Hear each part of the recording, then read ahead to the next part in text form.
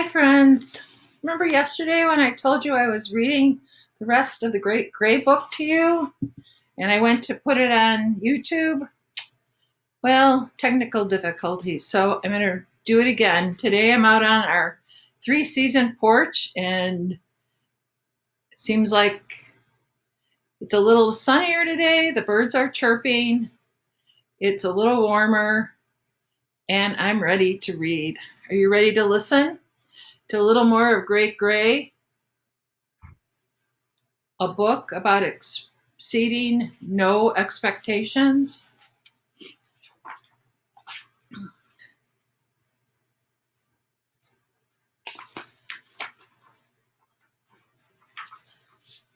If you remember, when the little elephant was born, he wasn't quite perfect. And his father, Prabir, wasn't very happy about it. And he said that he wasn't going to be worth anything. So he banished him and he let the construction crew that was building a new building along the ocean take him and work him hard. But let's see what happens.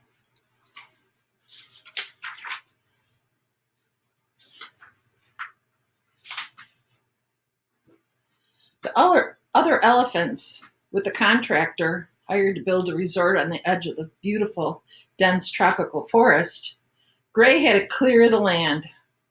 And all the other elephants and their mahouts, remember keepers, they took care of them, made fun of Gray. They'd say, "What's that growing out of your head? Is that a flag waving? No, that's just your ear. Oh, remember little Gray? Here he is with his ear. Let's keep him up here." So there they are taunting him. Have any of you ever been taunted or bullied or treated like that just because you might be a little different from the others? Don't let that stop you from being yourself.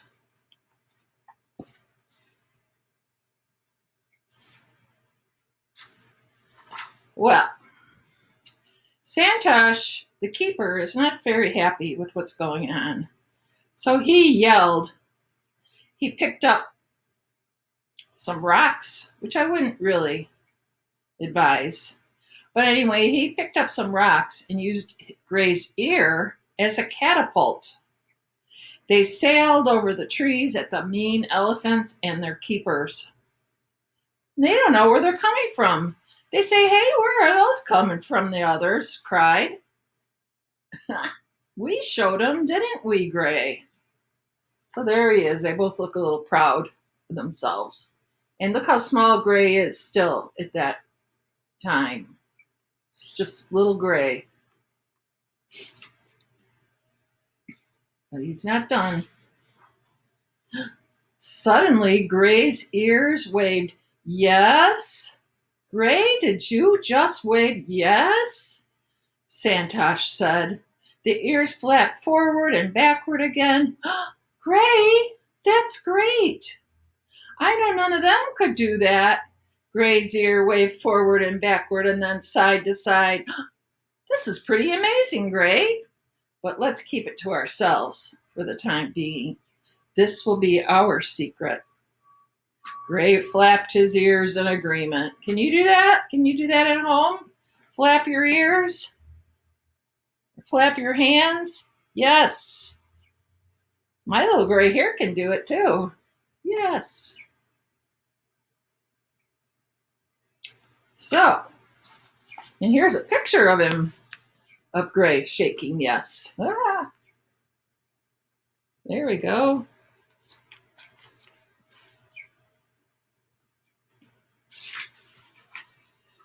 Well, after that day, many weeks passed. Gray and Santosh continued to keep their secret. During the day, they would go about the forest moving trees and pulling roots as they made room for their buildings. At night, Santosh would teach Gray the flag semaphore code. Now that's a code that sailors use before radio transmissions. He taught Gray from a book he found a long time ago near the harbor. That's pretty cool, huh? He found a book and he kept it, and now it's necessary. Do you have any books that you got a long time ago and you just couldn't get rid of because you knew that someday they'd come in handy? I bet you if you looked around your house today, you could find something that you might not have seen for a while and be like a little treasure hunt. Well, anyway, that's what Santosh did, and he taught Gray the semaphore code.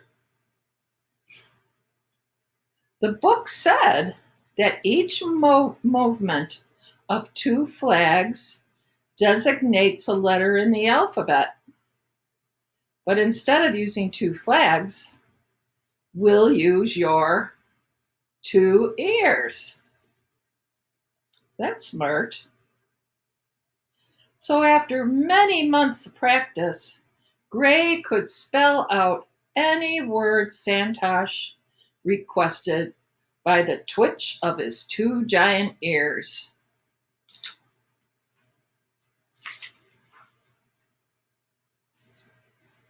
See, smart.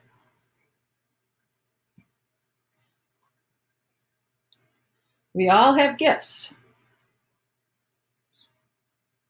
One bright and sunny day, when they were rolling barrels of water from the sea, Gray heard a great rumbling, a rumbling like nothing he had ever heard.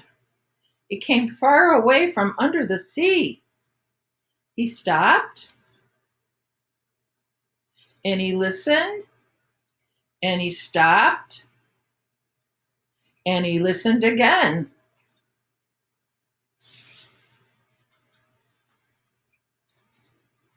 Here he is at the sea. Look at that big sea and that big beach. And there he is, his big ear up in the air, listening, listening, listening.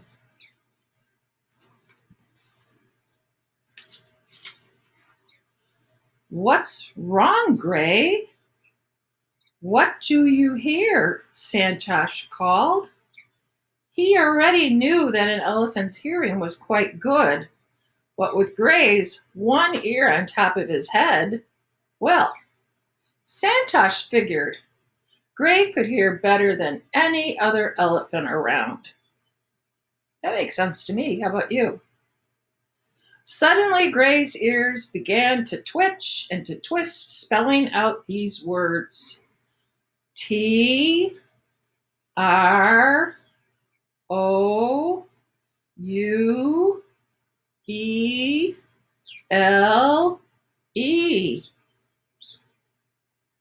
What does that spell? Trouble? Trouble? His ears waved back and forth. Trouble from the sea, Santosh said. And Gray went, yep, yep, yep. Back and forth, back and forth. Let's see how big Gray is now. Look at those giant ears now.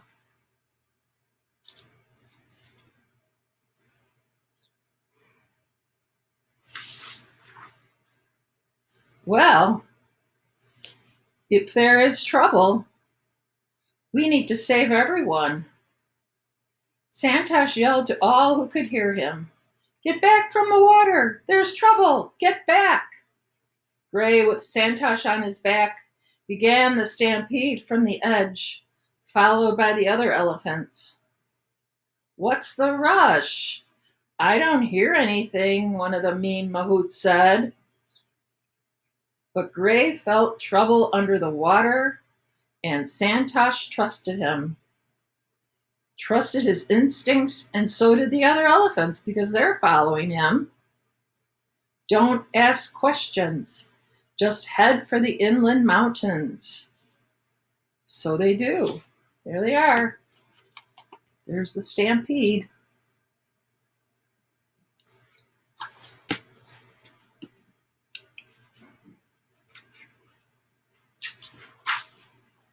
So a herd of elephants stampeded into the mountains with the mahouts on their back. As a wall of water hit the shore, boom. We would have been under that water if it hadn't been for Gray's great hearing and special talent. Hooray for Gray, shouted everyone. Hooray for Gray, for there has never been an elephant such as him. Look at, they're all safe up on the shore.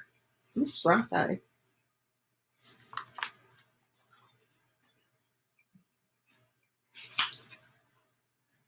And one last page. Well, eventually the word got out that Great Gray's heroics reached the Maharaja. The festival's tomorrow, and Great Gray will carry me. And as a show of my gratitude, he will also carry my son. The day arrived, and the whole entire town joined in the celebration to honor Great Gray because he saved so many lives.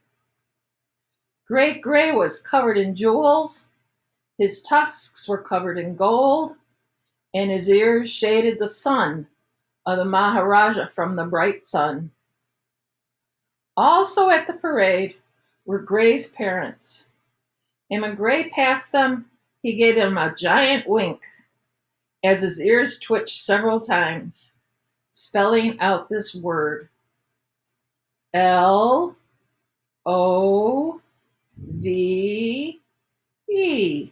What does that spell? L-O-V-E. Love.